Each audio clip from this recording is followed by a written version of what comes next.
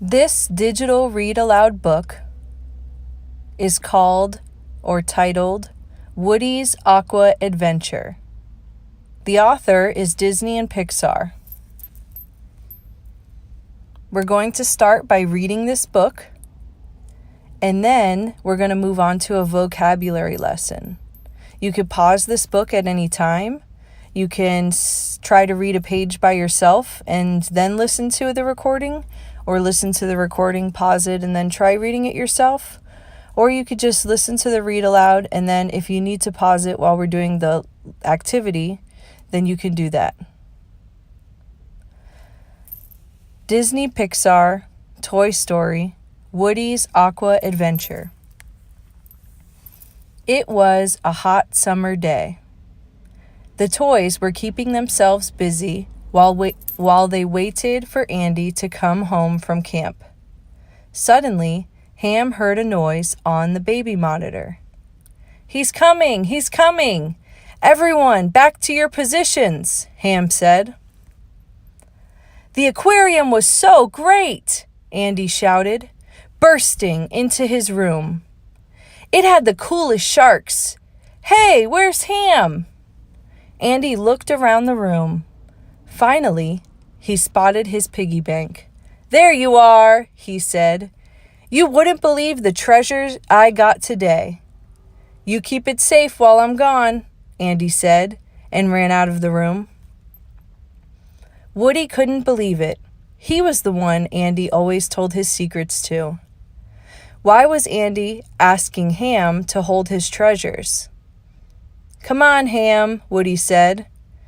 "That didn't sound like any old coin. Show us what Andy gave you."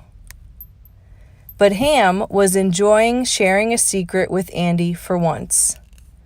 Ignoring Woody's question, he pointed to something that had fallen out of Andy's bag. "It must be an underwater treasure map," he said.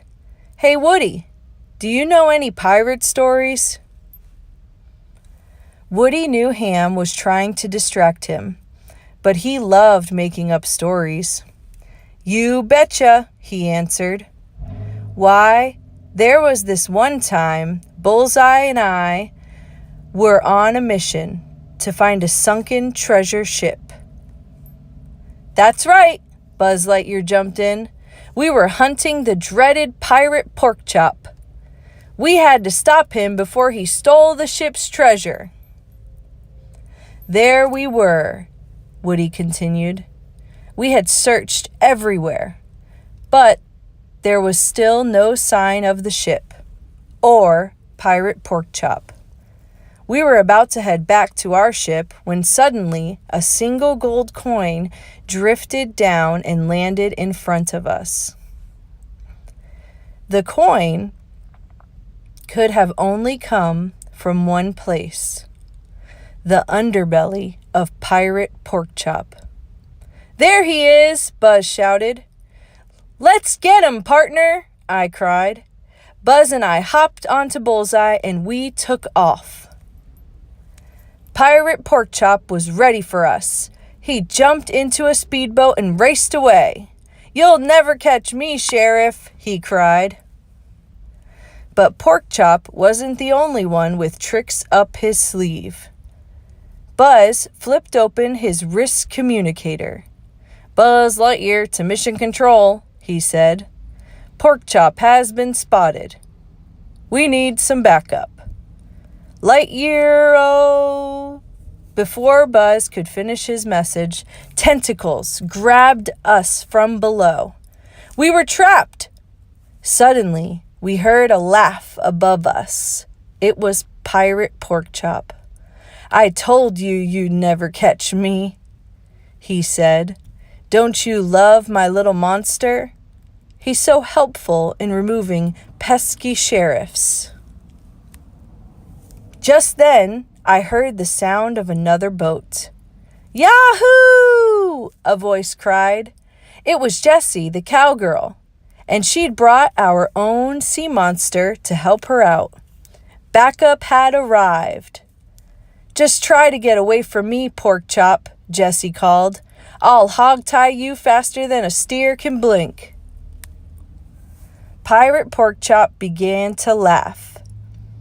But he was no match for us. Sea Monster Rex attacked Porkchop's monster, who lost his grip on us. Free at last, I pulled out my water lasso and swung it around Porkchop. "Gotcha!" I shouted. Buzz, Jesse, and I hauled Porkchop onto our boat and retrieved the treasure he had stolen. Our mission was a success, but more importantly, the seas would now be safe from the evil pirate. "That was a great story, Woody," Jesse said. "But Ham, what treasure did Andy bring home from the aquarium?" Ham chuckled and popped out his cork. Out fell Andy's treasure. "Sand dollars," Woody said. "I guess Andy was right. You were the best one to hold his treasure after all." That's the end. They have some additional things here if you want to check those out. And now we'll begin the activity. Okay, now that we've read the book, we're going to begin the activity. If you need to grab a pencil and a piece of paper, then go ahead and pause the video and do that now.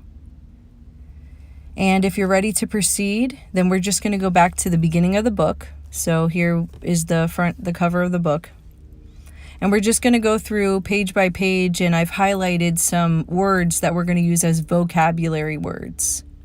And then at the end, once you've written all of the words down, you're going to look them up online or in a dictionary to find the definition of the word. And then you're going to use that word in a different sentence than the one in the book. So here in the beginning of the book, the first page, we see the words baby monitor. Not everybody has seen one. Maybe you don't know what it is. So if you need to, you can write those words down. Some other words are aquarium and bursting. Okay, both of those words you might not have heard, or maybe you've heard one of them or not the other.